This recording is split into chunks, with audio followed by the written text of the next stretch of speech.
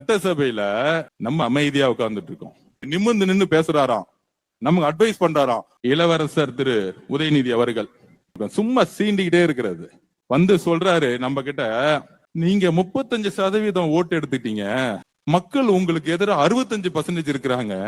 இப்பயும் தெரிஞ்சுக்கோங்க, நீங்க தேர்தல் அரசியல தோத்துருக்கீங்க. நீங்க இன்னும் 90% ஜெயிச்சுட்டாங்க, சட்டசபையில உட்கார்ந்துட்டு இருக்கீங்க. கிளாஸ் எடுக்கிறதுக்கு ஒரு தகுதி வேணா? ஆதரவு இருக்கு, ஆதரவு இல்ல சொல்லிட்டு அமைதியா போயிருக்க வேண்டியதானே. உங்களை கடுமையாக நாங்க எதிர்க்கிறோம், எப்பயும் போல பொய்யா சொல்லிட்டு கிளம்ப வேண்டியதானே. 65% மக்களால நிராகரிக்கப்பட்ட ஒரு ஆட்சி மேல எங்களுக்கு மட்டும் இல்ல, உங்களுக்கு வாக்களிச்ச மக்களுக்கே கொஞ்சம் கொஞ்சமா நம்பிக்கை குறைஞ்சிட்டு வருது.